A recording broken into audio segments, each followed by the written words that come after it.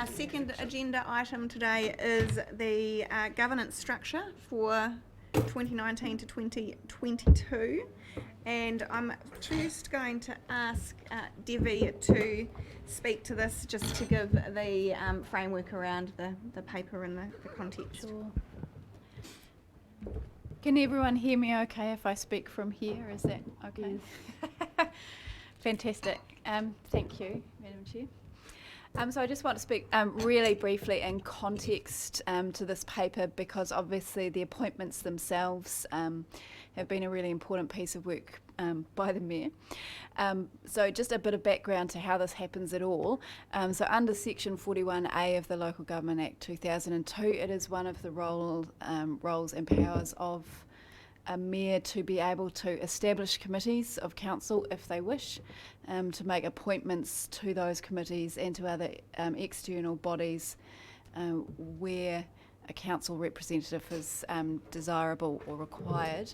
And it's often one of the first decisions or actions that are taken by a mayor following the election. Local authorities are required under the Local Government Act to meet the purposes of the Act outlined in Section 10, and committees are a really good way to help the council support their transparency, decision-making responsibilities and engagement with the community and so forth, and a really good way to engage again with Māori, which obviously is another really important part of the Local Government Act and other legislation. So that's the sort of very brief background to how this paper comes before you today. And obviously if you have any questions as you're working through, or just in relation to the committees themselves, terms of reference and the appointments, the Mayor can speak to the decisions that she's come to, reasons for that, and we're happy to answer any governance related questions moving forward.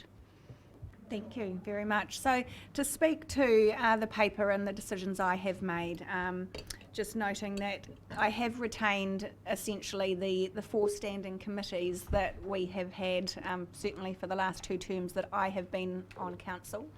And there has been recommendations through LGNZ and when I was at Mayor School the other week, that there does seem to be a move towards a reduction in the number of standing committees that some local councils are choosing to have, but I felt that for us at the moment it was important to retain what we have had and work through this over the coming term as a council, and I've committed to reviewing that part way through the term if we feel that perhaps there are some benefits in us moving towards a reduction in the standing committees.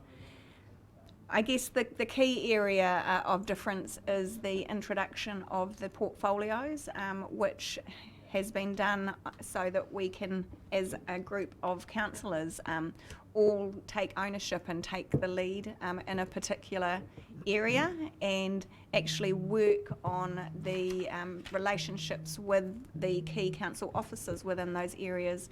Again, all with a view to actually working and engaging with our community in a much closer way. And you'll also note in the recommendation, although this doesn't relate to the structure itself, we have a new time that meetings will be held. So the decision I made is that we will have meetings on a Thursday at 10 a.m.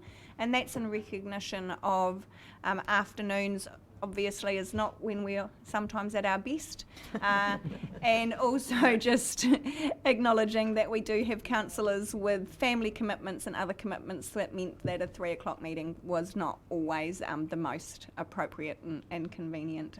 Child friendly, thank you. That's child friendly, absolutely, Councillor McGrath, whose portfolio is Child Friendly City. So I will now open the floor to questions and discussion, and I know that there are some councillors that have some amendments that they would like to put on the table.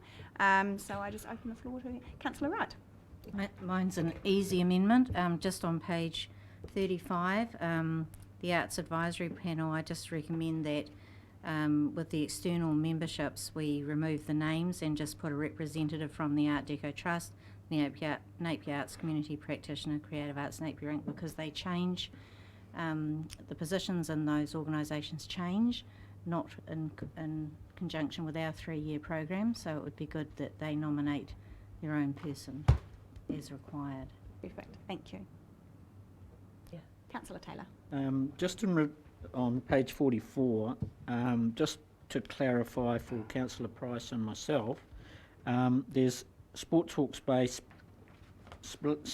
Hawke's Bay Sports Council, and it's got Constitution Sport Hawke's Bay 6/1/B. I, sit as an independent trustee on Sport Hawke's Bay, and I'm not aware that there's a council appointment to Sport Hawke's Bay, but there is to the Sports Council. So I think that might just need clarification on that. And I'm quite happy to contact the CEO, if you like.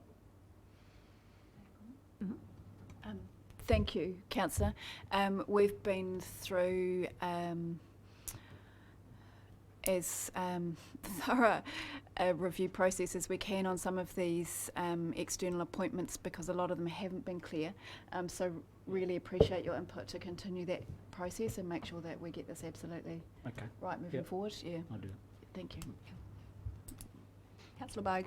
Just with the Māori committee, there's sort of a lot of yellow spaces there. I wondered if there was, some of those have been filled in. Yes, sorry, I did intend to comment. I've actually just pulled it up on my screen okay. to remind myself to comment on it. So with the Māori Consultative Committee, we are actually looking to change the way that committee operates and interacts with us as council. We feel that it could be far more effective to engage them much earlier in our decision-making processes, as opposed to them sort of being at the end of the process, which has happened historically with the structure that's there, and also want to have those conversations obviously with our iwi partners about the representatives that will sit on that group. So that's a work in progress.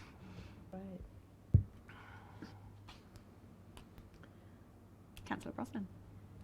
Through you, just to discuss a couple of minor amendments to the committee's terms of reference, foreshadowing ahead of the debate, and hopefully can take as read at that time. So, future Napier Committee, thank you for the appointment to that. Discussed with the appropriate directorate and yourself around including environmental planning and strategy in that. That currently sits in terms of infrastructure under Sustainable Napier Committee, and I think the wording in Sustainable Napier Committee is appropriate, that it include the consideration of environmental factors, so that's to do with the infrastructure. What I think this council and certainly yourself are keen to do is have a greater impact on planning and environmental strategy, so proposing that the role of the future Napier Committee, so the purpose of this committee is to provide governance to the town planning and regulatory functions of council, including future planning and strategy, and then listing on delegations, provide governance for and make recommendations to council on environmental strategy. So just foreshadowing those ahead of the debate. Thank you. Councillor Bogue. Yes, I would also like to foreshadow some possible changes. I just want to say there's been a lot of really good work gone into constructing these committees and looking at their content and fitting it in with the portfolios and the way we're doing things now, and to develop the new terms of reference for those committees. And thank you. I feel very privileged to have been appointed the chair of one of them, the Napier People and Places, which, from what I understand, has come from what was called the Community Services Committee and previously the Community Development Committee, which a few terms ago I did chair. So there's been some improvements on that and some links with portfolios, which is great. So out of interest, I actually downloaded a copy of the terms of reference last term that were in place, put in place in December in 2016 and just made some comparisons. And it was really quite interesting looking at things like, for example, the Finance Committee, in their terms of reference last term, it was their job to develop the Council's LTP annual plan for recommendation, develop all policies that were required to be part of it or included in the LTP and all the financial policies. And I thought, gosh, I wasn't aware of that. But those kinds of responsibilities have been put now in the committee and the council as a whole, which is where one would expect they'd be. So I was particularly interested, of course, in the previous Community Services Committee and any changes that have been made, and I saw that there have been some things added and there have been some things taken away. And they've added in key strategies like the positive ageing and youth and things like that that have happened over the last 3 years, community housing, all of that. However, I felt that a couple of the key key roles of that committee had been excluded or lost, and I couldn't find them anywhere else. And that's what I've taken. I've taken 2 sentences basically that are taken almost verbatim out of the community services terms of reference from the last term, and seek to have those included in the governance statement, the terms of reference for the Napier People and Places Committee. And I have sent an email around about that, but just briefly, do you want me to It's say on what they screen. are? Sorry. Sorry. Oh, thank you. There it is. Thanks a lot. Okay. So if you have a look, it's on page 17, I think, or 17 or 18. Sorry. My thing's 17. Page 17, at the top where it says the role to provide governance for all community strategies, etc. That is as it was previously, and I think that's great. However, what's gone from that is what I'd like to add back in again, which is the committee also adopts a wide focus by considering policy implications that impact on the health, safety and well-being of the community. And the reason why I've put that in was because I think it gives a good sort of overarching view of policy concerning concerning health, safety and well-being, and it enables the committee to consider policy implications that impact on the well-being of the community. So I just felt its omission was, it would be good to put that back in there as another important part of the role. So, and the only other suggestion I have is to add another delegation, and again it's been taken verbatim from the 2016-2019 terms of reference, and that is to monitor and report on social and cultural needs of the community and its impact on council and communities in Napier. So this gives the committee the means, monitoring and reporting, to fulfil this expanded role of looking at the overall well-being of the city, and from that could come some consideration of policy implications. So it's nothing new, but it's just something I felt was taken out, and I'd like to see it back in again for the reasons that I gave.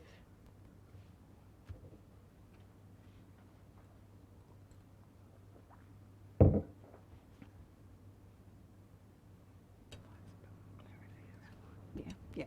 Thank you, Councillor Bowe. Councillor Brown. Thank you, Your Worship. I've been appointed as a Community Resilience Strategy Portfolio, and with that in mind, I'd like to get started. I'd like to see us having a Community Resilience Strategy, as in my mind it kind of sits across 2 of these committees, the Napier People and Places Committee and the Future Napier Committee. As Councillor are aware, I'm an advocate for the community to have leadership and direction in terms of preparedness in the event of a natural disaster, particularly strong earthquakes which potentially could correspond in a tsunami. The latest scientific research tells us that a significant earthquake stemming from the Hikurangi Fault line will happen.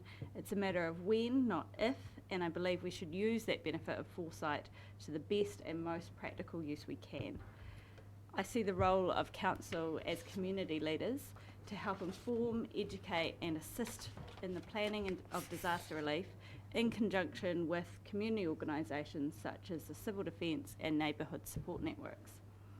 I also see that overlap with the Future Napier Committee as the design of our town and our planning and our infrastructure will have practical implications on our people's ability to respond and to weather natural disasters. And on that, I also want to acknowledge that community resilience goes beyond natural disasters to man-made threats such as economic crises and terror attacks.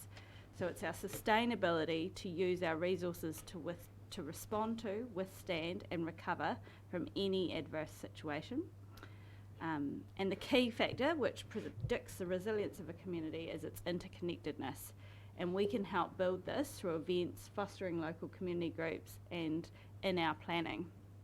So on the surface, our resilience as a community is not an easily quantifiable metric, and unless there's a specific strategy that aligns our activity and planning with building community resilience, I'm conscious that this focus could get lost.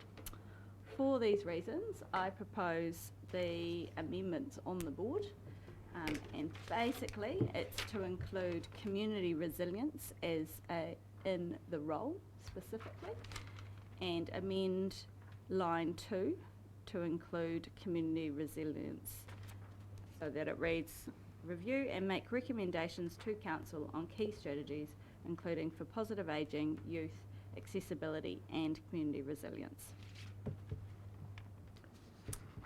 Thank you. Question of clarification to Councillor Brown. Is that all proposed inside the Napier People and Places yep, that's Standing Committee? Yes. Yes. Okay, thank you. Through you, Madam Chair, I had a similar question, but mine's quite short. The emergency management function, the Civil Defence Emergency Management Act's done through the Regional Council. As such, we're part of the joint committee, but it's not reflected in here. Is that going to be incorporated through what Councillor Brown has just suggested, or? So the actual committee itself, you mean? Sorry. But no, the means of feeding back into our council Yes. to ensure that there's a connectivity between the two bases of operation effectively. So I'm the appointment on the Civil Defence Committee, and so I will certainly be feeding back through to full council, and it will come through. We get all the reports through council agendas. So you see that as coming through to full council as opposed to the People and Places Committee? I believe that's what's happened in the past, that it has come to our full council agenda. Yeah. Thank you. Just want to flag with Council a conversation that we've had around the Hearings Committee terms of reference. So you may be aware that Council often appoints independent commissioners to hear our resource management matters. And I've had a conversation with Her Worship the Mayor as well as the director of this, Richard, around the delegation to appoint independent commissioners or to appoint commissioners in themselves, so whether that be elected members or commissioners, be a function of the Hearings Committee, as it often is around the country. So what I've proposed to the Mayor is that we adopt the hearings terms of reference as it is in our paper, but just flagging that we staff are working on investigating some changes to that and putting the best wording together. So just a bit of, again, foreshadowing there of a review to come. Thank you. Is there any further discussion on the paper? No? Do I have a mover and seconder? Councillor Taylor, Councillor Price, thank you.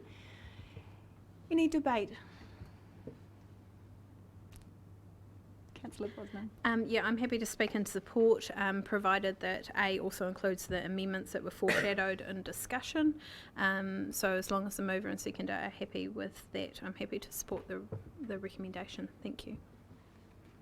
Yep, I'm comfortable with that, and as the mover, I think, as has been said, there's been a great deal of thought go into it. I like very much the way that the portfolios have been aligned with the various standing committees, and having had a close look at it, I think it's a very workable system, and with the amendments that have been suggested, it will provide clarity across, and I think, it's a nice piece of work. Well done. Thank you. And my apologies for not inviting you to speak first as the mover of the motion. That's all right. Deputy Mayor always has that advantage. Not according to the rules. Yesterday. Would anyone else like to speak to the motion? That being, I will put the motion. All those in favour, please say aye. Aye. Aye. Against? Carried. Moving on to our next agenda item, which is the elected members' remuneration, post-allocation, election allocation of partial pool. God, that's a mouthful, isn't it?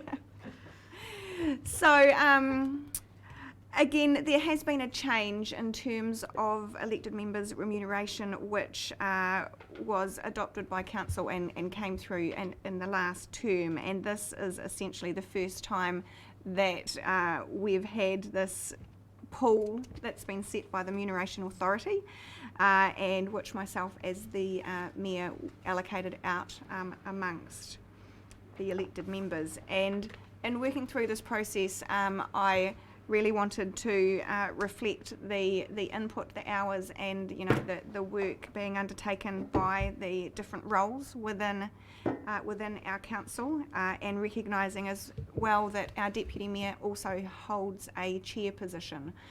So I'm going to be working her hard. Looking forward to it. So are there any questions? Easy. Do I have a mover and seconder? I don't think we do. It's all moved. Oh no, actually No, we just didn't a need to vote, move and isn't it? seconder. That's true. Now that I thought about it. Extra endorsement. Do you want to move it? No, we do need to move this one. We didn't need to move the last one. Yep, I'll move it. Councillor Bogue, thank you. Councillor Brosnan, thank you very much. Would you like to speak to me? Just that I think it's very fair. We've hit the deck running absolutely this term, and I think it's good to have our remuneration reflect the amount of work that we've committed to do and that we've started doing already. So thank you for that. If there's no further wish to speak to the motion, I will put that. All those in favour, please say aye. Right. Against? Carried. Yes. Through you, Madam Chair, and just for the awareness of council, there are two associated papers to the last two that will be brought through at this point to the next meeting. The first is some policy suggestions in relation to the childcare allowance, which is not part of your partial remuneration pool, but is linked by thought process. And the second is the proposed meeting schedule for 2020. Now that you have adopted the governance structure, we're able to proceed forward with some more proposals there, so we're bringing that through shortly. Great. Thank you. Thank you. Now, agenda item 4 is the extension Sorry, of Your the... Worship. Oh, sorry. Can I ask a supplementary question? I know it's not directly related, but it is around remuneration. When His Worship Mayor Dalton had his stroke, there were some decisions that we as a council had to face around how we address our remuneration for our committee. Just signalling, I'd love an update as to where we've gotten to on that conversation and any changes with remuneration. I know we had those conversations at the time, but we recognise there were some challenges. So I'm just signalling at some stage I'd like to get an update on that. That's a conversation that's happening at national level, because obviously it's legislated in terms of the fact that we could not continue paying Mayor Dalton. So I understand LGNZ are investigating other ways that perhaps these situations could be dealt with. So we could certainly get an update on that. Thank you, Councillor Tumbling. Thank you, Your Worship. Agenda item 4, extension of district licensing committee contracts. So this is just recognising we are about to go into a recruitment process for our district licensing committee. Richard, did you want to? No, you're just there in case there's any questions. So we are just having to do an extension of the current members until such a time as the new appointments are made. Did anyone have any questions? A question, through you, Madam Mayor, if I could ask Mr Monarchy, how often does this committee meet, or perhaps in the last year, how many times did they meet? Is it weekly, monthly, yearly? It's on demand, Yeah. so it's when hearings are required. Yeah. And last year, how many times would they have met? Sorry, I'm not in possession of that. I'm wondering maybe. Okay, one of the members. Yeah. I would have had 3 or 4 hearings, but we do temporary authorities quite often, where they're done by a paper transaction. Okay. we're getting them quite often. Just do it by email sort of thing. We get the application, we read through and okay it, it's got to be done by 3. Thank you. Do I have a mover and seconder? Councillor Wright, thank you. Councillor Brosnan. Would you like to speak to that as the mover, Councillor Wright? No, it's just common sense. Absolutely. That being the case, I will put the motion. All those in favour, please say aye. Aye. Against? Carried. His name's on it. And item number 5 is set parking fees and charges for our new car parks 286 and 292 Hastings Street, which obviously it's fantastic that we've got some more car parking coming online in our CBD. And I will invite council officers to provide some background on how this has been set. Through the Mayor, we've actually hit a bit of a snag with the motor drone. Oh. Interestingly, it's you want to explain it, Debbie? Okay. I've just been in, sorry, the Mayor. I've just been in contact with our project manager, and last Friday they did some drilling into the concrete, and there's a cavity of about 300 mils, so I'm not quite sure what's happening under there, so we'd have to just do a bit more investigation. If it all comes out fine, we'll be back on target, and we're looking at around about Christmas time to get it up and running. Okay. The notes I've got is that it's leaking into the stormwater, so I thought Possibly. that was particularly... Yes. Okay. Thank you for that update. That aside, I think that what we're trying to do is understand going forward what we want to do with leasing out that car park, and on the back of the parking strategy, the councillors will be aware that we've got a kind of an overall policy direction of trying to find leased car parks for the workers in town, which will free up the middle of town for shoppers, basically, and casual parking. And it currently, Debbie gave me some figures. Now, where were they? They're pretty terrible, actually, but we've got 412 leased spaces currently, all of them 100% allocated. There's 159 on the waiting list. That's significant. So we, and that seems to be increasing month on month at the moment, which is good because it means that town's doing well. There's obviously businesses coming into town, and we're getting more and more demand. Puts a lot of pressure on us to find spaces overnight and develop them. At least we've got this coming on, and I understand Ocean Boulevard too is also now fully leased, which is good, and there'll be a bit more capacity there. Yeah. In January they're going to basically have another 37 spaces come available. At the moment they've got about a dozen available, so I'm working with them, so if we can push some of our customers that way as well. Mm. So longer term, we've got the car park possibilities in Herschel Street, but this one is really, we propose that it should be in leased car parking. It's in a really great place for council workers, amongst other things, but certainly in terms of an area of the town which is highly accessible, so this will be a very desirable leased car parking spot. And the recommendation for $30 a week reflects the desirability. So the way it works is the further out you are, the cheaper the car park, basically. So Edward Street is $15 because it's that much further to walk. So that's basically what we're putting in front of you today, is a recommendation for it to be go leased car parking when it becomes available at $30 a week. Okay. Now I note that I do recall reading in here a comment about the car parks along Marine Parade now that were 2 hour and have been converted to all day, and they're often not being utilised. Would there be any opportunity there to convert some of those into more of a leased car park type arrangement?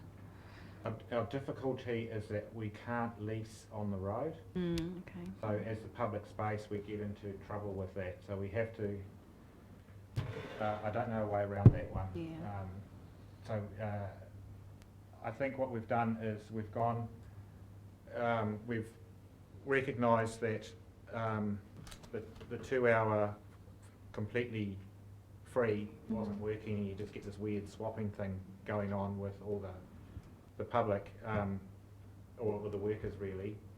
Now it seems to have cleared out. I don't know if we've done monitoring of that space. It is still Yeah. reasonably free, isn't it? Yeah, it's reasonably free, but the businesses there, they absolutely love it. It just frees it up for the people coming in. Mm. Yeah, and that's what a big benefit has been. Okay. There's a bit of an anomaly across the road in terms of there's a car park there that is for Marine Parade Reserve, I guess, and that is free, and that gets filled with worker cars now. So you know we've pushed it over there.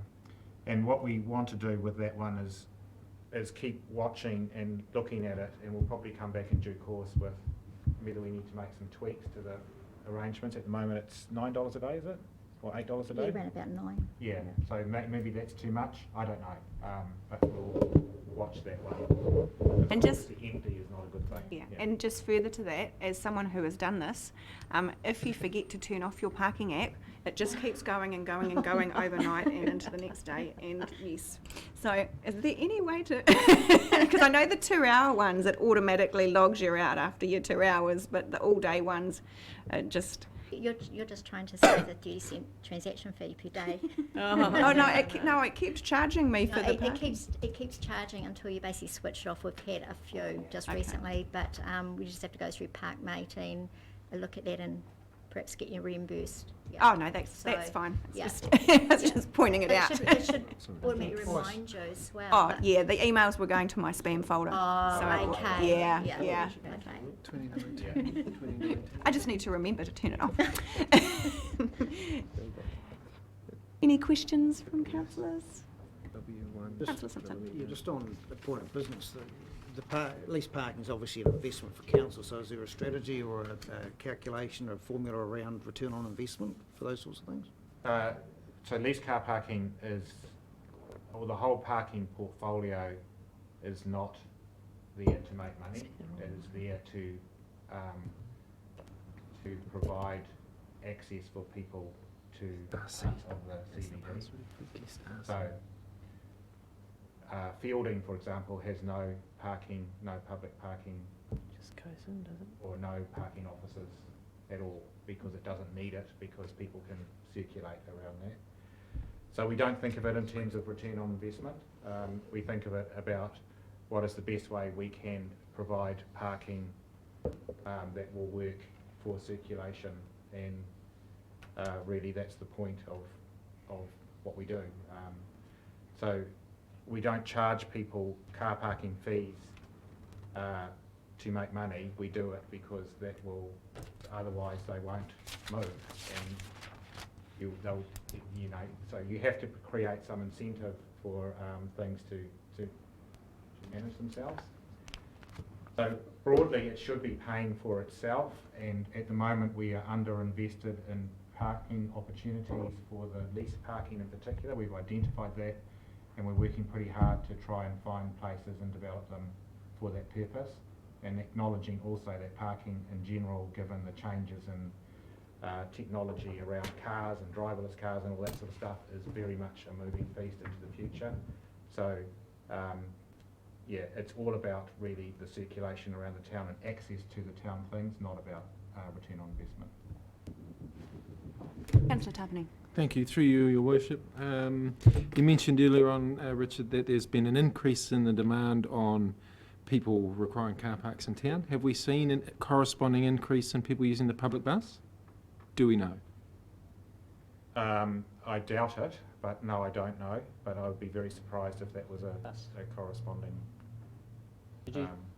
Sorry, was that the On use the of bus. bus? Yes. Right. Yeah. I just wanted to see whether or not our population was moving away from a car each to using our public buses and placing less demand on our CBD, but it would seem we haven't quite picked up that message yet.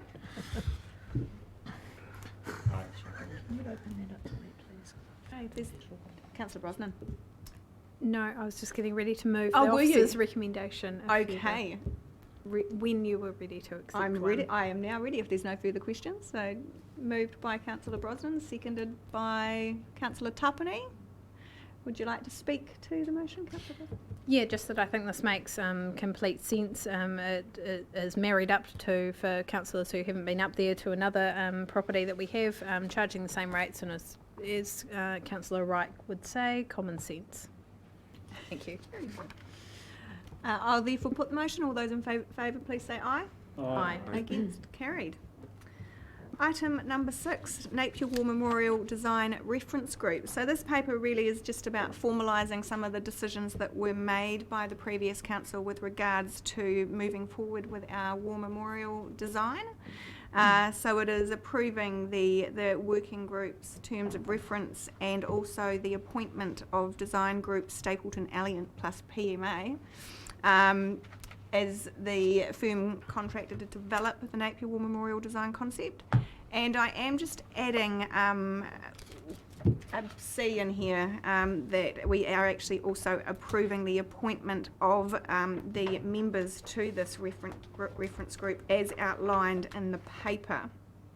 And making one additional appointment being Alan Rhodes, who has been working with quite a large number of community members over the past 2 to 2.5 years, and I felt that it was important that he was there to represent the views of these key stakeholders as well. So just putting that amendment forward.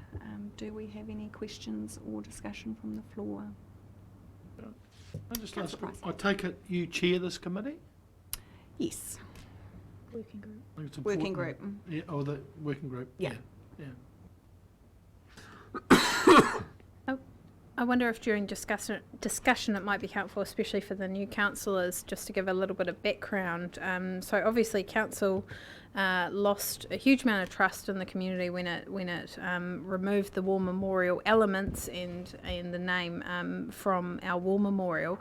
What the last council, and I see it's been circulated to everyone, what the last council passed was a list of essentially design criteria for the reinstatement of the memorial elements.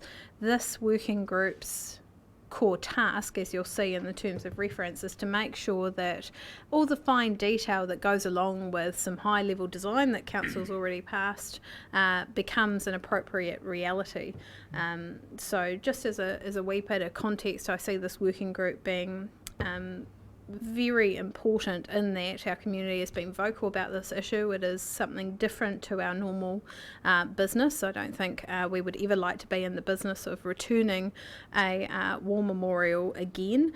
So it's quite important we get this right. It's quite important we have the community on side in doing that, and I think having them as part of a working group that works on the fine detail to bring back to council for final adoption is very important. So just that context through you, Madam Mayor. Yeah. Thank you, Councillor Brosnan. Very well said. Councillor Taylor. Could I just have a clarification? I'm sorry, but on page 57, where memberships listed, we have Craig Morley, individual advisor, and then under there it's got individual advisory, not part of group meetings.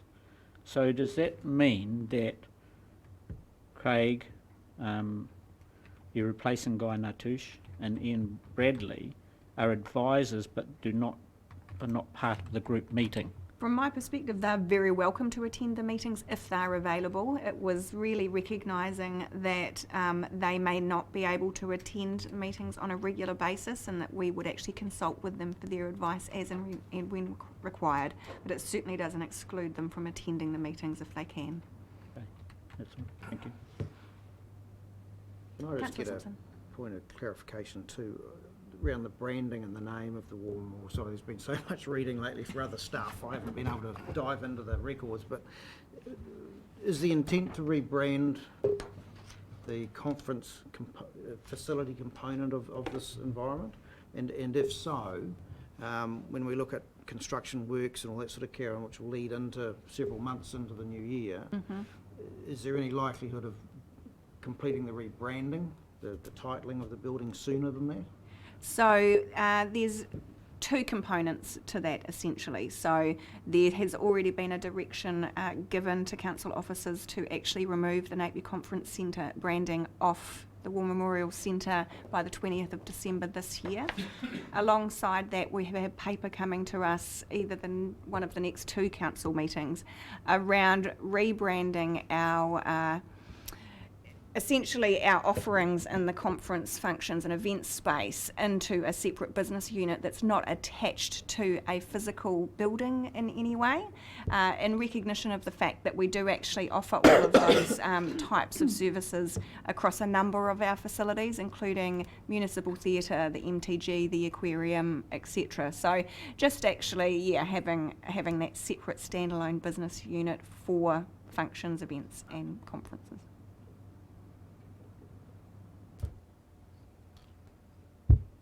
Councillor Brosnan?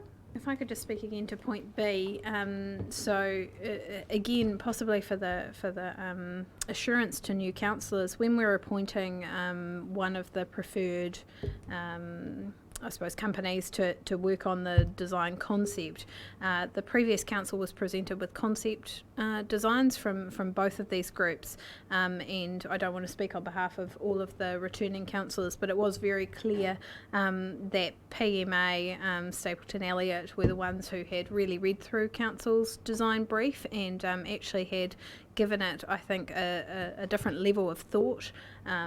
So just to give you some comfort in terms of the tender process we went through to get design briefs, council seeing those, and they really did come out preferred in terms of their ability to recognise the importance of the design work needed. Thank you. Councillor Brown. Just a question, have we ever set up a reference group like this before? And is there any precedent we're setting if this is the first time? We have had reference groups / working groups with, are you referring more to the fact that we've got community members and independent? Yes, we have done it in the past, and perhaps Councillor Price may like to speak to this because that was part of the Marine Parade redevelopment. They had independent people sitting on that particular working group. That was councillors, council staff and independent people, members of the public, the whole project team. And from my perspective, really well too. Yeah, from my perspective, this is something that I would like to be seeing happening a lot more, and actually tapping into those resources in our community. And it's another way of ensuring that we're engaging with them in as many different ways as we can, so they're involved in these decision-making processes. I think sorry, Your Worship, and I think the Freedom Camping was another one. Yes. Councillor Simpson, did you? Just on the membership, are you anticipating to cap this at a size of membership to avoid its growth? Yeah, there will be no more members appointed as to what's on. And secondly to that, there's no statement of a quorum. Is a quorum required for this sort of a working group? Typically with a working group, because it's not a formal committee as such, you wouldn't require a quorum. I think that we will not have a problem with people turning up. I think the level of interest from the people that are being appointed to the working group, we won't have to coerce them to come along. Just Councillor Taylor. a question, Taradale RSA, have we got some people that we've approached, or are we sitting waiting on that one? I will ask Antoinette to comment on. For you, Madam Mayor, Natasha Mackey has been liaising with both parties. Thank you. Thank you. If there's no further questions, do I have a mover and seconder? I'm happy to move from the chair, in fact, and Councillor Brosnan to second that. Just like to say thank you very much to Councillor Brosnan for providing some of the background to this for our new councillors. I think it's fantastic that we are moving forward with the design for the restoration of our War Memorial elements, and aiming for the draft design to come through to council in February, initially in February of next year, with a decision in March of next year. And I would certainly be setting the goal that we would have our War Memorial Centre fully restored by Anzac Day 2021, which I haven't had that discussion with council officers as yet, but that would be the objective that I would like to see. So just really, really pleased that we are now moving forward with this. So would anyone else like to speak to the motion? I will therefore put that. All those in favour, please say aye. Aye. Against? Carried. Our next agenda item is the Rating Outturn Surplus 2018-19, and Caroline is going to come and speak to that for us.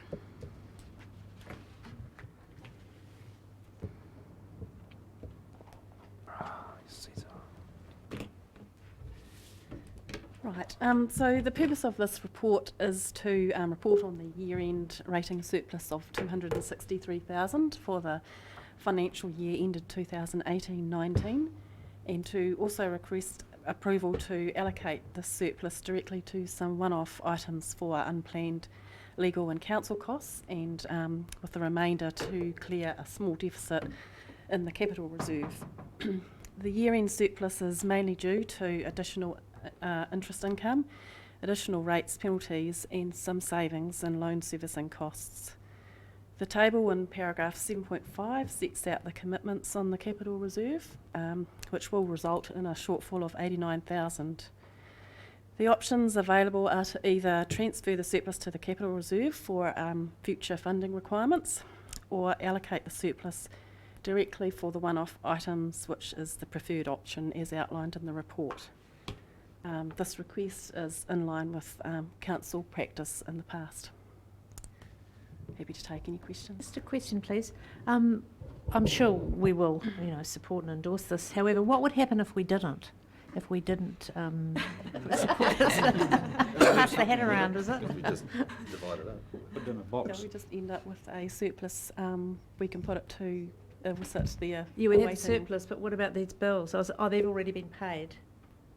The we Legal know that costs the and the legal council costs are coming, and the additional council costs. Right. So they They just were wouldn't be unbudgeted. paid. Okay, thanks. Any further questions of Caroline? Happy to move it. Thank you, Councillor Taylor. Seconder, Councillor Brown. Very good. Would you like to speak to the motion? Oh, just very briefly, that this is just a procedure that we've followed in the past, and just a little bit disappointed that it's so low. But yeah, it's just something in Council Bogue, we have to do something with it. We can't put it in a box in the cupboard, so we may as well utilise it to the best. So it's the right way to go. Thank you. There's no further comments. I will put the motion. All those in favour, please say aye. Aye. Against? Carried. Item 8, reserve funding changes. So as indicated to you all earlier today, I was approached by some community members just this morning, with some questions and additional information that they were seeking with regards to this paper. So having not had time myself to sit down with council officers to seek some further clarity around this, I would actually like to lay this particular paper on the table for now, so that we've got time to get the more information and detail, and then we can bring it back onto the agenda at a later council meeting in December. Do I need to move and second that? Yes, okay, so I will move that, and if I can, seconded by Councillor Tapani. Thank you. Did anyone have actually any questions on that, or before we move it? That being the case, I will put the motion. All those in favour, please say aye. Aye. Against? Carried. Now we are on to our reports under delegated authority. Firstly, tenders let. 2, documents signed under delegated authority. And 3, resource consents. Was there any questions of council officers? Councillor Brosnan. Thank you, through you, Madam Mayor. I remember a paper the last council had before it disbanded around passing full delegations of council onto Chief Executive during the electoral period. If there was any of that delegation used, would we see that executed under seal? So is my reading correct that there wasn't anything substantial there? Through the Mayor, I can confirm that there was no required use of that delegation during that period. Perfect, thank you so much. If there's no further questions, do I have a mover and seconder? Councillor Wright, thank you. Councillor Bogue, thank you very much. And I will put the motion. All those in favour, please say aye. Aye. Against? Carried. And if I could have a mover and seconder now to move into public excluded. Moved. Councillor Second. Brosnan and Taylor, thank you very much.